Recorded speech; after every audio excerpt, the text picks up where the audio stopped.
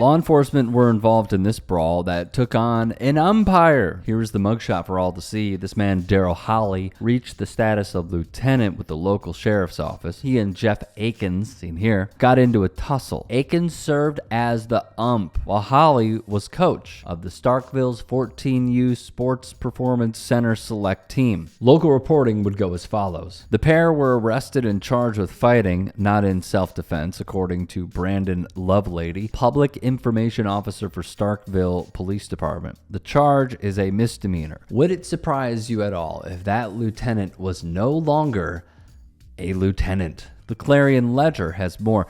The county sheriff's department announced Holley was canned. Details of the fight redacted, of course, in the incident report. So Brandon Lovelady, the public information officer for the Starkville Police Department, would release this statement. Our recreational facilities exist to bring the community together to share positive experiences in a safe environment, Starkville PD wrote in a press release. This behavior falls well short of that standard and has no place in our parks. We will continue to hold people accountable and do our part to keep community spaces safe for everyone who uses them. If you're asking what exactly went down, look no further than cdispatch.com, who recapped the events as such. The Dispatch reports the altercation began at about 2:15 p.m. near the pitcher's mound following the tournament's final game when Holley appeared to elbow Akins. That's via Grand Slam tournament director Mike Narmore. Narmore sent the video to the Dispatch, the media outlet, clip from the opposing team's live stream,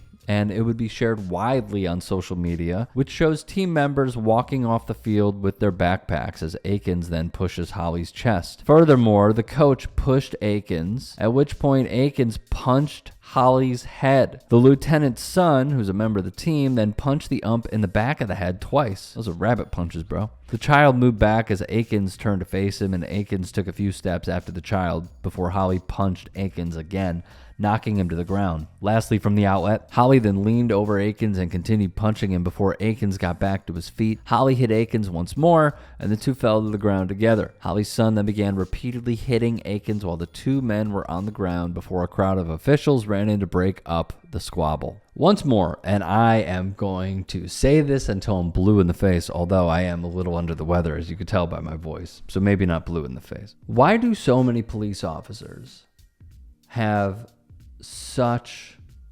behavioral issues? I mean, they act like Dana White on New Year's Eve at Squid Row against his wife at the drop of a hat. I could truly care less what this dude said.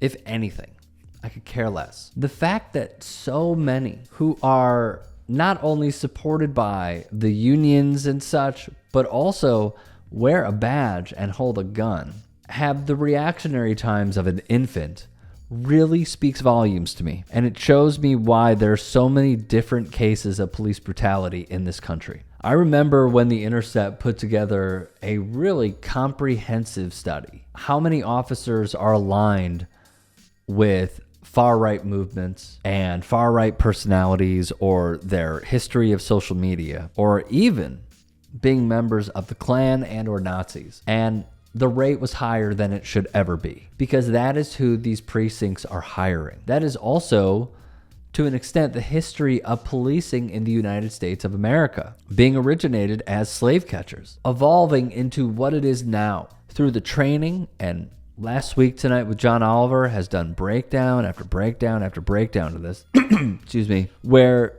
they are essentially taught to brutalize the electorate, and then they will be supported afterwards. And if they just happen to be canned, you know what will happen. We have covered it too many times on this channel. They'll get picked up by another department in the state or outside of, and they'll just keep on keeping on because that is the blue wall of silence. This could be one moment to some of the critics who are watching this. To me, it embodies where we are today with policing in America. It's just getting worse, and it's going to get worse because they have too much money at their disposal. They have too many resources at their disposal. This should not be where our tax dollars go. And once more, what have I always said? People like this should have to pay their own lawsuit. The police union should have to pay the lawsuit. The taxpayers should not. The police budget should pay for whatever compensation is reached in a lawsuit, not the taxpayers. And I think we should have more elected officials speaking this way.